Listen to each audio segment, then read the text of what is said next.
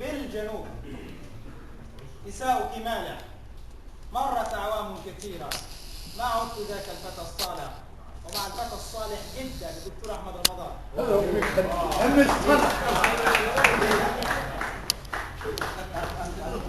مرحبا بكل الشعراء، مرحبا بكل الشعراء اللي انا سعيد جدا بلقائهم. انا بحضر ندوات كلها 2 3 والباقي شويه كده يقعدوا يسمعوا، والشعراء كتير بفضل الله. فانا خايف، انا خايف.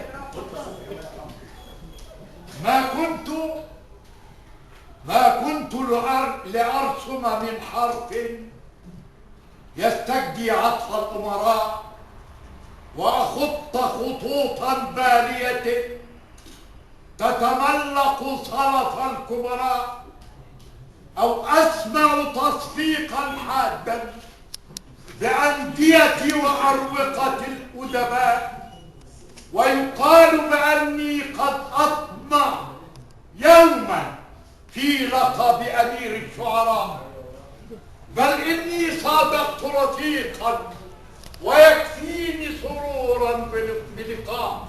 يا شعرا ها أنت لساني لوجدان أمنحه كل الأحياء، يا شعرا ها أنت بياني وجناني في ليالي رخاء وشقاء، وترانيم لذات أنشدها ما بين حنين ورجاء، فلعلي أن أترك كلمة يذكرها بعض القراء، فلست أبي الصوت بهات يستدعي نبوة شماء، فإذا ما جاءت يوما أنكرها كفرا وجحودا للفقراء، أو مادح لكافور أهجوه لو كان شحيحا بالنعماء، فشعري للغرق منارا